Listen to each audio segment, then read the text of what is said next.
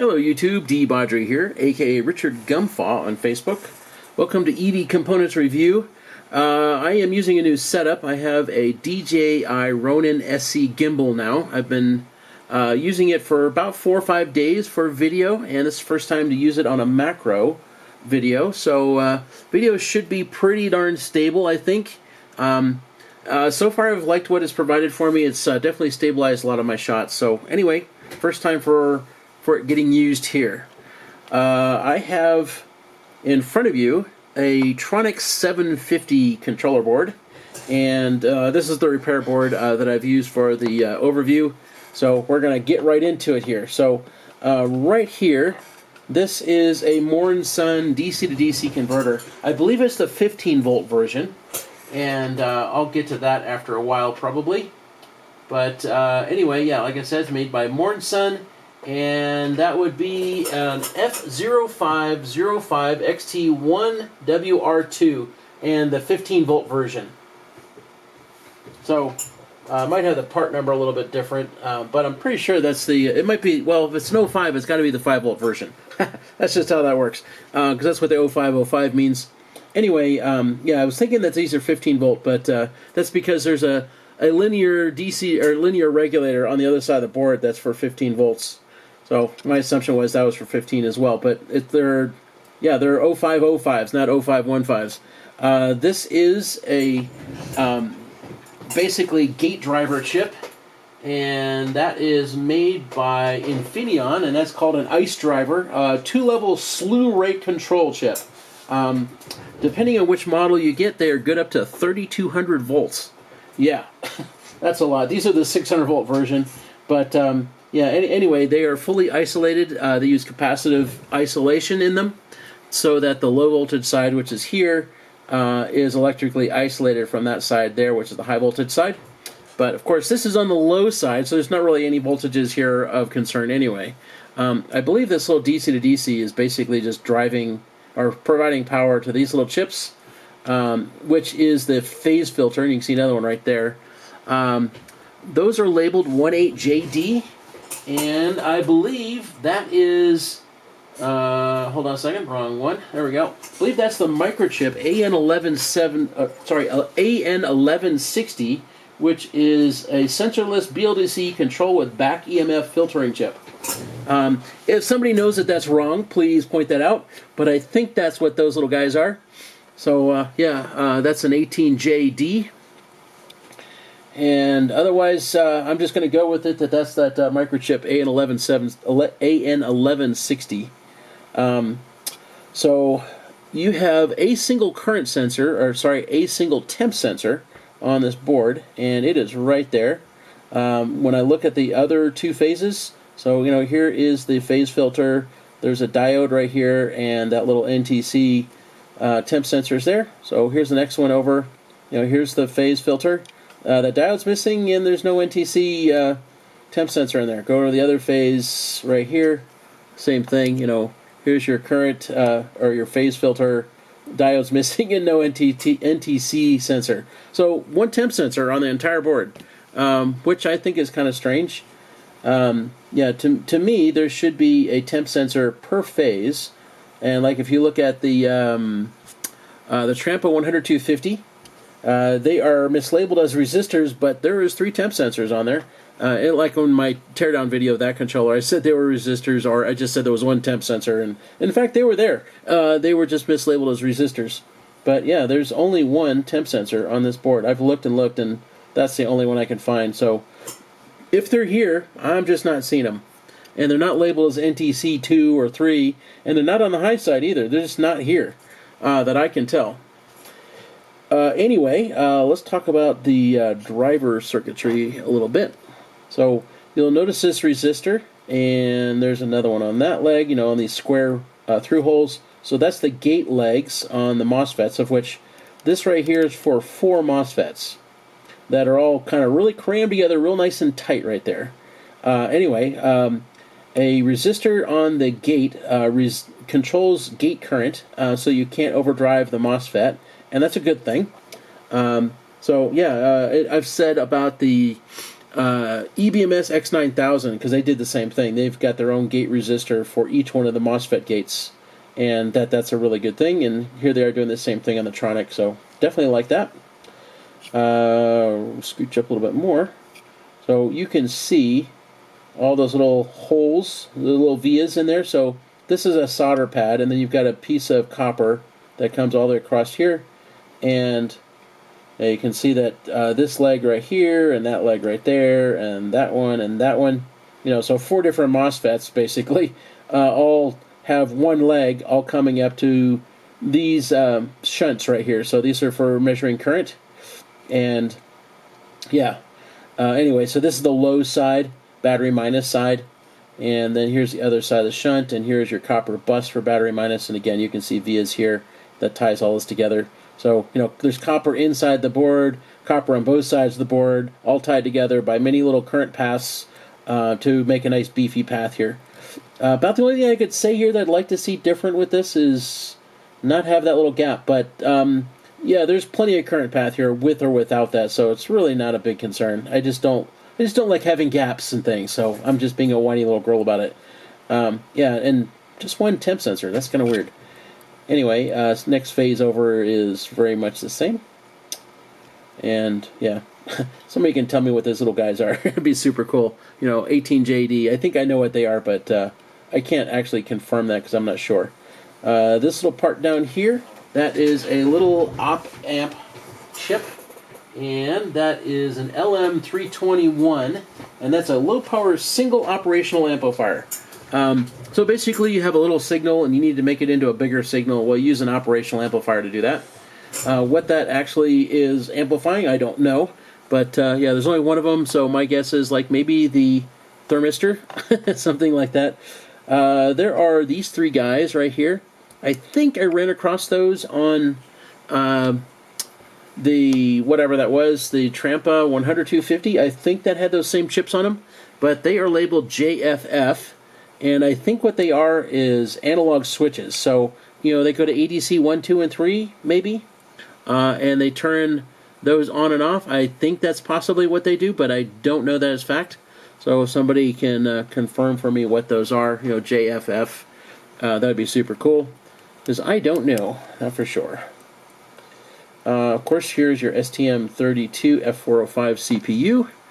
And here's its clock chip right next to it. There is 2 more little 6-pin chips, so that little guy right there and that one right there, and those are labeled 6JS. Again, looked them up, couldn't find them, so if somebody else knows what those are, that'd be super cool. You know, they're right next to these 2 Molex connectors, which is where like your throttle signals and other stuff happen. So my thinking is they must be some kind of a buffer chip, but I don't really know that. This little part right here, I knew that there was an onboard accelerometer on here, and sure enough, there it is. And I asked some folks that do vest development if they knew what that part was, and they came back with a response of that is an ST chip, and it is an LIS2DS112. Looking at the data sheet for that part and this little chip, they match up pretty darn close, exactly the same. So probably that really is an LIS2DS12. But you know, somebody knows otherwise, you know, feel free to correct me. This is your typical 3.3 volt linear regulator. You know, your 1117 chip, or you know, regulator, and it's got 3 little ceramic caps next to it to clean up its output. So that's pretty cool. Right here, this is your main DC to DC converter for basically battery voltage down to 12 volts or something like that.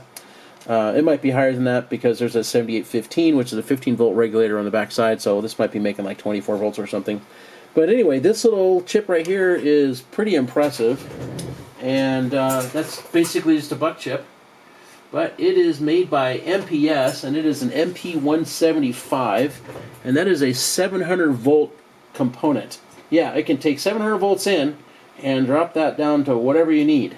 That's pretty impressive. So, yeah, I've had people tell me that there's no such thing as really high voltage DC to DC buck chips, and well, here's one for 700 volts. So I'm going to say, yes, there are. I've run across a couple of them. which is the second one, and that one's even higher than the other one I found. This is another buck chip, another part that I couldn't find. So that's got 4302 on it. It's obvious it's a buck chip because, you know, here is the inductor for it. You know, here's all the little filter caps and all that kind of stuff. And this is producing 5 volts. So, okay, hello. What else could it possibly be? But, again, I couldn't find the actual part number, that 4302. So if somebody would please, if you know what it is, post that in the comments, and I'll just pin all that stuff, you know, in a comment that's got all those parts in there that don't know what they are. This right here, this is your CAN bus transceiver chip. And that guy is, one moment please. Yeah, there it is. So that's a TJA1051 high-speed CAN transceiver. TJA1051. And I believe that goes, let's output and input go back over to this connector. I'm pretty sure that's the CAN connector. Right here, this is your Bluetooth module. And, the guys at Tronic saying that that you don't need the antenna, which plugs into that little connector right there. They're saying that this thing penetrates out the aluminum shell just fine, and I would have to say that's really surprising. I've messed with RF stuff for many years, and yeah, I have yet to see RF do very well through metal. But they're claiming that it does. So anyway, I was really curious about the guy to see if it was something special about that chip. And there's not. It's just a Bluetooth chip, and it's specifically an NRF 52840. It's just a multi-protocol Bluetooth 5.3 chip, Bluetooth chip. That's it. You know, I was expecting it to be like really high power or something like that, and it's not. Yeah, this little pin header right here, this is a programming pin header for that little Bluetooth chip.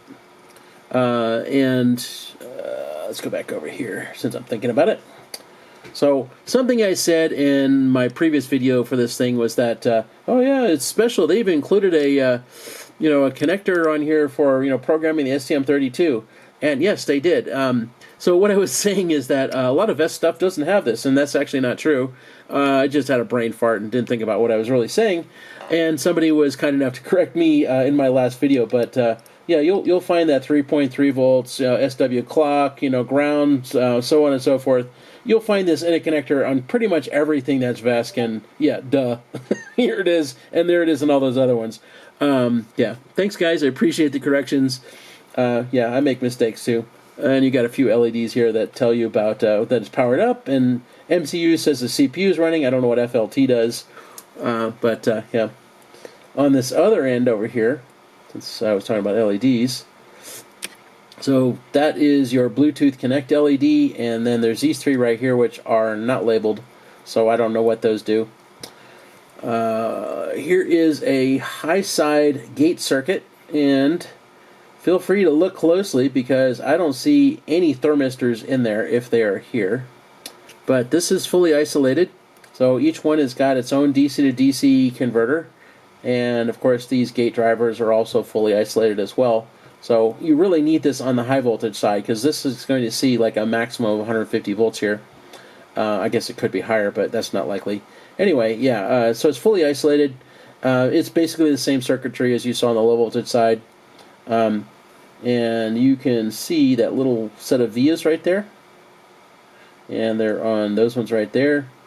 So these two MOSFET legs, they connect right up to the battery plus copper bar, and then these two right here, they would extend up to the bridge that then is part of the phase bus. And then of course the square hole through holes, that's all your gates, your MOSFET gates. So again, 4 MOSFETs across here. Yeah, 2 are pointing over this way, and then 2 more are going this way back under here. But yeah, that's 4 MOSFETs worth of legs all stacked together right there. And of course the same thing, each one of the MOSFET gates has got its own gate driver resistor, which is super cool. And the next one over is the same way. Nothing different there. Yeah, they're all exactly the same. Alright, well, let's look at the other side of the board real quick. Not much there to see, but there's a few things. Alright, so the camera will focus here in a second.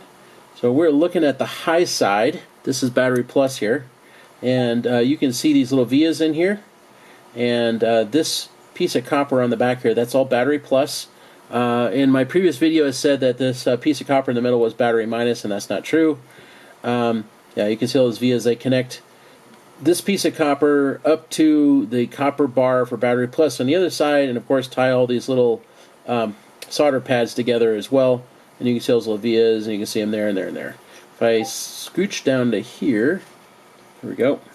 So here's your battery plus wire, and you can see all these vias right there for that solder pad that it solders down to, and they all connect up to this big piece of copper on here. So the whole back side of this board is effectively battery plus. Yeah, and you can see it go down to those two legs right there. That one's kind of seen some roughness on it from desoldering. Yeah, again, you can see those vias in there. Whereas battery minus, you can see all those vias. They do not connect up to this piece of copper back here. That's because they are the ones that have that inner plane that is battery minus. And again, these vias right here, that's also battery minus. And you can see they also don't connect up to this copper here. Instead, they're connecting up to that copper plane that's inside the board. And yeah, you see more from there. And then, of course, I mentioned this before. You can see all those little vias in there. So where the shunt solders down, you know, it's got all these little itty-bitty current paths back down to here to tile it together. And that goes back to this MOSFET leg and that MOSFET leg, just like they do on the top side of the board. So yeah, lots of current path in here for connecting all this stuff together. This is plenty good, plenty enough to make all this stuff work together quite nicely. Yeah, and there's copper inside the board, and that connects all this stuff. So yeah, there's gracious plenty current path in here to make all this stuff happen. Nothing really else to see here, really. Let's move over to here. Yeah, there we go. This is about the only other thing on the bottom of the board to see, and that is a 7815 linear regulator. It's a 15-volt regulator. Oops, sorry about that. Bumped the camera. Yeah, I don't know what that's about. It's got this oscillation thing. I've got to figure out why it does that. It's only when I have the camera tilted face down like this. But yeah, that's 7815. That's your linear regulator for 15 volts. I don't know what it does. My thinking was that it powered the little isolated DC to DCs, but I don't really know. Anyway, that's pretty much everything there is to see here on this controller. Hope to help some folks out. Enjoy. Have a good day.